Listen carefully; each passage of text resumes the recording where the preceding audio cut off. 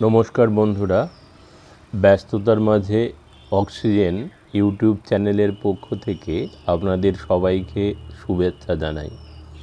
গত 27 জুলাই একটা ভিডিওতে আমি আপনাদের দেখিয়েছিলাম হাতে কলমে কিভাবে মাদার থেকে কাটিং সংগ্রহ করে বালিতে শিকড় তৈরি করতে দিতে হয়। আজকে আগস্ট মাসের 12 তারিখ। আমি 27 তারিখে যে ভিডিওটা করেছিলাম তাতে বলেছিলাম যে 10 থেকে 12 দিনের মধ্যে শিকড় তৈরি হয়ে যায়। বাস্তবিক কথাটা অত্যন্ত সত্য, কিন্তু আমি 12 দিন পরে সেই বালি থেকে চারা তুলে প্রতিস্থাপন করার সময় করে উঠতে পারিনি। আজকে আপনাদের দেখাবো কিভাবে বালি থেকে চারাটা আপনি তুলবেন যাতে শিকড়ের কোনো ক্ষতি না হয়। তোলার পর কিভাবে সেটা আপনি 2 ইঞ্চি টবে প্রতিস্থাপন করবেন সে সম্বন্ধে একটা আলোচনা আজকের ভিডিওতে আমি রাখছি। যদি এই ভিডিওটা দেখার পর আপনাদের কোনো উপকারে লাগে তাহলে আমার ভালো লাগবে, আর আপনাদের যদি বিষয়টা ভালো লেগে থাকে তাহলে আপনারা অবশ্যই চ্যানেলটি লাইক, শেয়ার এবং সাবস্ক্রাইব করবেন, যাতে আমি কোনো ভিডিও দিলে আপনারা সঙ্গে সঙ্গে সেই ভিডিওটা পেয়ে যেতে পারেন। যে চারাগুলো আমি বালিতে প্রতিস্থাপন করেছিলাম কাটিং থেকে, সেগুলো আজ এই পজিশনে আছে। আপনারা দেখুন, এখান থেকে আমি চারাটা সংগ্রহ করব। সংগ্রহ করার পর এখানে রয়েছে জল, এই পাত্রে জল রেখেছি, এই জলেতে প্রথমে দিয়ে দেব। তারপর রেখেছি, দেখুন এটা হচ্ছে সাব পাউডার গুলে রেখেছি, যাতে শিকড় সহ গাছটা নষ্ট না হয়ে যায়। তার জন্য এই সাব পাউডারে আমি গাছটাকে শিকড়ের অংশটা বোড়াবো। তারপর এখানে দেখুন এরকম 2 ইঞ্চি টব আছে, আর এখানে একটা টবের ভাঙা টুকরো নিয়েছি। এখানে যে ফুটোটা আছে সেই ফুটোটা আমি আটকে দিলাম। আটকে দেবার পর এতে সামান্য বালি দিয়ে দেওয়া যেতে পারে, তাহলেই হবে। আমি কিন্তু বালি ব্যবহার করছি না। এই যে সারা বছর আমরা যে ডিম খাই সেই ডিমের খোলা গুঁড়ো করে নিয়েছি টুকরো টুকরো করে, এবং সেটা আমি বালির বদলে এখানে দিয়ে দিলাম। আসল উদ্দেশ্য তো আমাদের যাতে জলটা জমে না থাকে।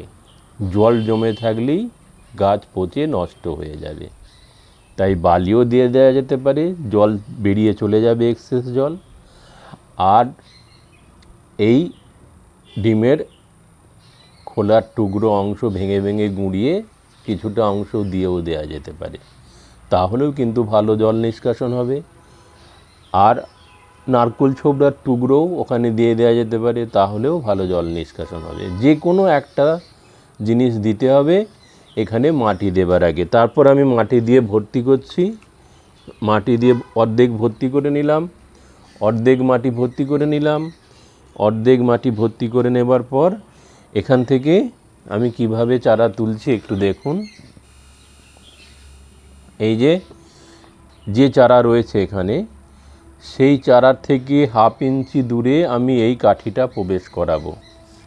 1/2 ইঞ্চি দূরে কাঠিটা প্রবেশ করালাম। এবার এই অংশটায় আমি একটু চাপ দেব, তাহলেই চারাটা বালি থেকে উঠে এলো, খানিকটা আলগা হলো। এতে শিকড়টা আর নষ্ট হবার সম্ভাবনা থাকবে না। দেখুন কত শিকড় হয়েছে। বালিটা এইভাবে আস্তে আস্তে ঝেড়ে নেব। বেশি জোরে ঝাড়তে গেলে আবার ডগটা ভেঙে যেতে পারে। এই আস্তে আস্তে আস্তে আস্তে ঝেড়ে নিলাম। ঝেড়ে নেবার পর এখানে কত শিকড় হয়েছে দেখুন। 10 থেকে 12 দিনে শিকড় হয়ে যাওয়ার কথা। আমি তো আজ 12 তারিখ, প্রায় 14 দিন পরে, 15 দিন পরে আমি এই চারাটা তুলেছি। এবার এই জলেতে ভালো করে বালিটা আমি ধুয়ে নিচ্ছি। বালিটা ধুয়ে নেবার পর বালিটা ধুয়ে নিলাম, ধুয়ে নিয়ে জলটা ঝেড়ে নিলাম। ঝেড়ে নেবার পর এই সার্ফ পাউডার গুলে রাখা আছে, তাতে আমি সার্ফ পাউডারটা লাগিয়ে নিলাম। সার্ফ পাউডারটা লাগিয়ে নিয়ে ওখানটা একটু ঝেড়ে নিলাম। ঝেড়ে নেবার পর এই যে টব রাখা রয়েছে এই টবেতে আমি এটা বসাবো। বসিয়ে দিলাম।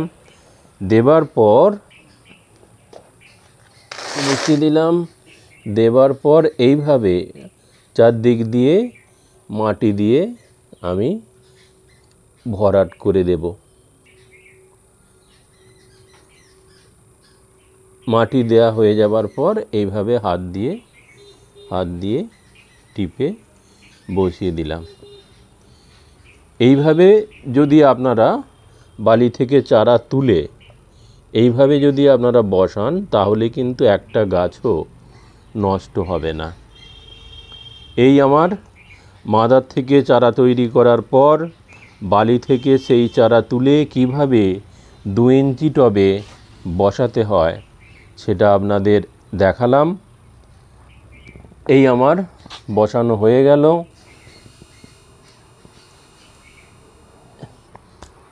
এইভাবে যদি আপনারা চারা বসান তাহলে একটা চারাও আর নষ্ট হবে না। নমস্কার, আজ এই পর্যন্ত। দেখা হবে পরের ভিডিওতে অন্য রকমের আইটেম নিয়ে।